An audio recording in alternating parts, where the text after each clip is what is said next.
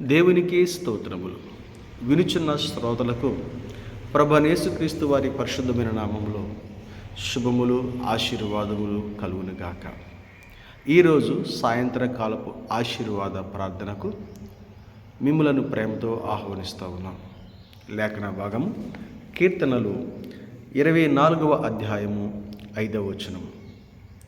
వాడు యెహోవా వలన ఆశీర్వాదము నొందును, తన రక్షకుడైన దేవుని వలన నీతిమత్వము నొందును.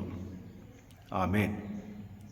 ప్రియ సహోదరి సహోదరుడా, వాడు యెహోవా వలన ఆశీర్వాదము నొందును అనే మాటను మనము చదువుకున్నాం. అవును, నిజమే. దేవుడు పలికిన ప్రతి మాట యథార్థమైనది, నమ్మదగినది. ఆ మాటను నమ్మినవారు ఆ నమ్మకాన్ని బట్టి దేవుని ద్వారా ఫలములను వారు అనుభవిస్తారు. వాడు యెహోవా వలన ఆశీర్వాదము నొందును అనే మాటను మనం వినుచున్నప్పుడు దేవుని ఆశీర్వాదాలు ఉన్నాయని, అవి మనము పొందుకోగలమని ఒక నమ్మకము కలగాలి. ఎవరు ఆశీర్వాదము నొందుకోవడానికి అర్హులు అని ఈ అధ్యాయంలో మనము పరిశీలన చేస్తే, ఆ ఆశీర్వాదమునకు అర్హులు ఏ పని చేయాలి, ఏ పని చేయకూడదు అనే మాటలు మనము గమనించగలం. 4వ వచనాన్ని పరిశీలన చేస్తే, దేవుని ఆశీర్వాదములు కోరుకునేవారు 2 పనులు చేయకూడదని రాయబడి ఉంది, మరియు మరొక 2 పనులు చేయాలి అని రాయబడి ఉంది. ఏంటి 2 పనులు చేయకూడదు? 4వ వచనం, వ్యర్థమైన వాటి యందు మనసు పెట్టకయు, మొదటిది. రెండవది, కపటముగా ప్రమాణము చేయొద్దు.